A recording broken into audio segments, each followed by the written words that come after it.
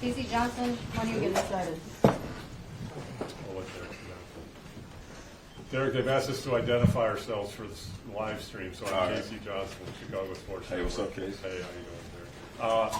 One thing that's been very consistent from you this week is how this jersey retirement is not just for you, it's for the city, your teammates, your coaches, all the fans that have come out and support you. That's consistent with the way you were as a player. Your humility, always talking about team. Where do you think this humility comes from? I was just fortunate enough to come in with a great group of guys. Joe, Lou, Kurt, all the other guys that were on the team. I felt like they came from winning backgrounds. And with me and with them having that experience when they came in, they only cared about winning. So when I came in, I had to fit in, where I couldn't think about individual goals at the time. It was more, when you're the point guard, you're kind of the quarterback. So you got to learn the plays. You got to learn time management. You got to learn where players want the ball. You got to learn what spots to pick and when to score, being a scoring point guard. So within that first year, it's all adjusting and trying to figure things out. And over the years, I was fortunate enough to play with great vets that that gave me great rudiments to live on, and I was able to last 15, 16 years. John. Derrick, John Greenberg from The Athletic. How are you feel? We talked to you last year, right around the same time. Yeah. How are you feeling going into this one, and just kind of the build up for it? I know you're not a guy who really wants a lot of attention for yourself in post retirement, but Yes, sir. how are you feeling about just the way everything's been building?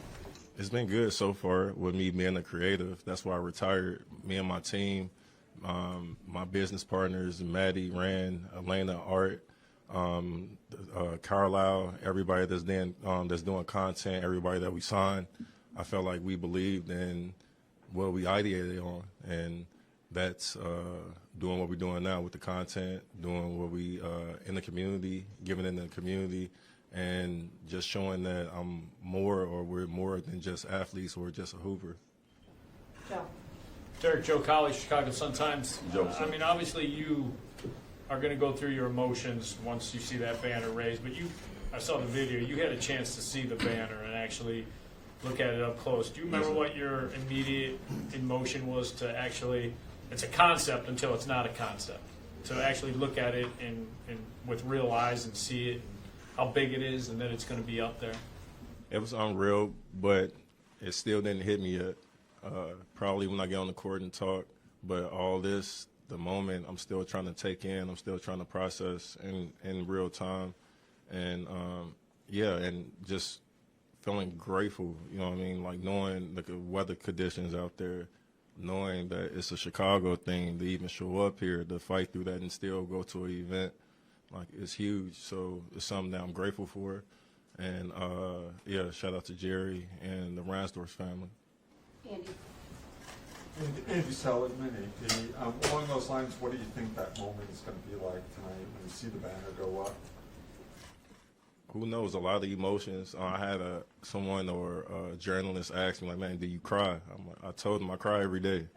And you ask about what? It's being joyful, knowing where I grew up, knowing coming back here, being practical with knowing the economy, with me being there and then the neighborhoods, and you just know. And that's one of the reasons why I came back, is to curate things and to employ people. Go ahead. Derrick, Eugene McIntosh from the Biggs Media. What's up, man?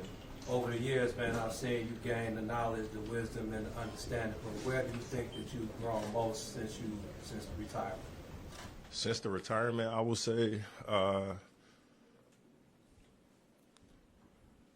it's with me being intentional about what, leading up to this time. So, leading up to this time, I read more than I did, than I was online. So I got this thing where I'm Andy Warhol in my gram right now, where my wife is doing my gram.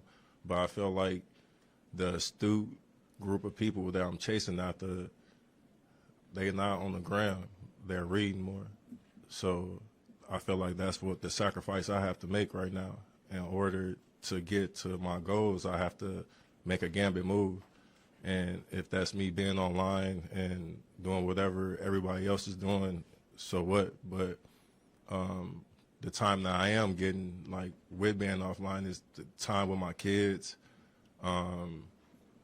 seeing which each kid individually need, as far as like watering, or my youngest need to be tamed. So seeing what he needs and tailor making each kid's, schedule and whatever that formula is for me, seeing as a dad, whatever that is, me and their mom is coming up with it. So yeah, that's the goal. I mean, that's the state I'm in right now.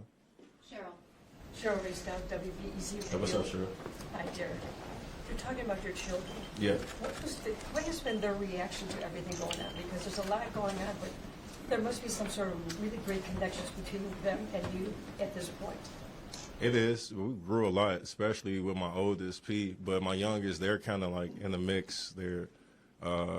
They think this is regular to them, like, oh, this is going on. But with P, we grew a lot. With him being 13, coming back into the city, with me giving him the freedom to, and the liberation to have freedom after school, not micromanaging him right when he get done, but letting them grow up the right way. And that's why I love Shy, because of the community, because of the people, because of the kids that I grew up with. Even though I was poor, I still had a lot of great times while I was poor, and I really didn't think about it until I started to think about how I wanted to change my family's trajectory financially, and that's when it really hit me. Like, man, started to look around, started to compare my house to my friend's house, my Randall's house over there, which you shouldn't supposed to do, but the Hamptons, their family helped me, like, steer what I wanted with my family. Like, I wanted a big house. I wanted to always be and do family things. And I felt like the Hamptons did that. Julia. Julia Post, Chicago Tribune. Derrick, you've talked about your family a little bit, and we've heard from folks around the Bullets organization that something special over the last year has just been having you back in Chicago, having you, like, coaching your son's AAU team at the Advocate Center, just little things like that. How has basketball changed for you in this last year, kind of going from being a player to kind of maybe your main access point being through your kids? I mean, it changed me a lot, but I'm taking everything I won or that I achieved in basketball and just adding it to the business world, or just giving my time, or being more, like I said, intentional about the time that I'm spending. Like, when you're done, you have to figure out how your morning is going to be. Then you figure out your morning, your afternoon, then how you going to finish the night, how you going to read, whatever you're going to do. So it was a process within itself. But like I said, my team, I was able to have people around to give me the knowledge, to be able to talk to me in certain ways, so that it's not like they're trying to, like, control me or anything, because that's the last thing I want for anyone around me, like, to feel like I'm getting controlled. And my team, they know that. So they find ways to put things in or implement things in, and it worked so far. It led to this. Couple more. Jamal, go ahead. Hey, Derek, Jamal Collier from Hi. ESPN.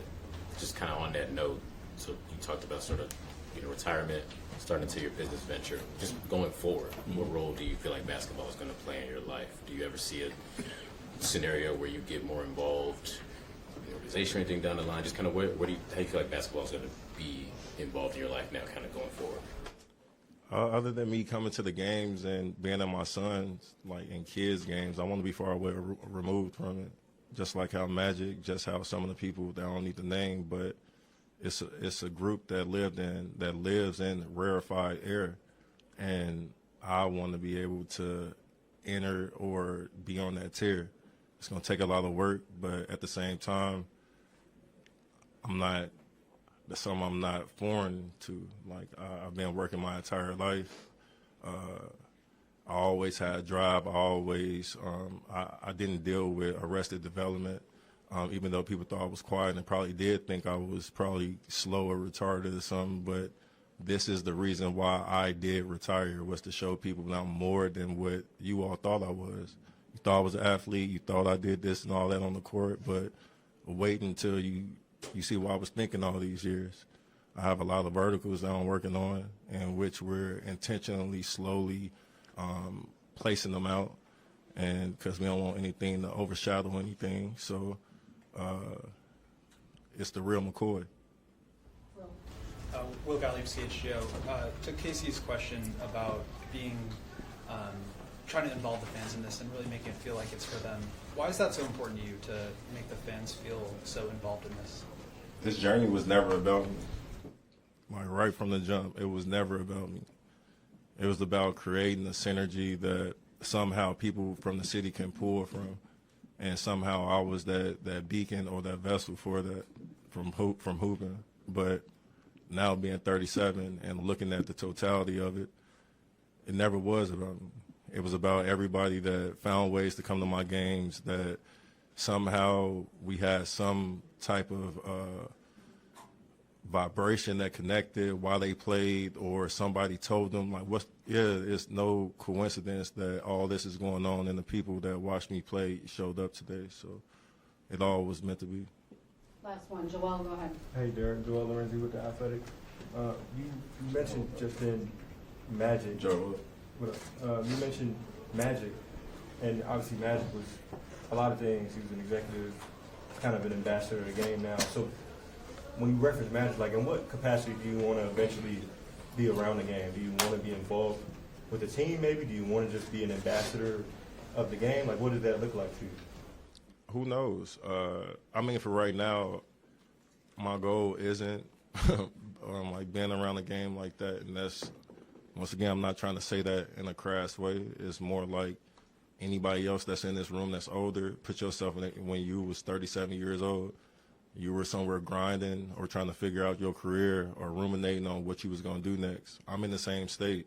I was just putting the light, and now everybody think, or the path or the motif was, all right, after you get done, you got to go back and be around basketball. I didn't want that. I wanted to curate things that nobody, or be in lanes that nobody was in. Coming from Chicago, when you tend to enter lanes that people are in, you step on toes and certain things can happen. So with me having that in mind, I wanted to curate things so that I don't have to worry about any competition. That's why I did the flower shop. That's why I did chess. That's why I can't say that right. That's why we're doing different things to separate ourselves. And I mean, you will see. I know. Yeah, I would. Yeah, my bad. Thanks, guys. Love.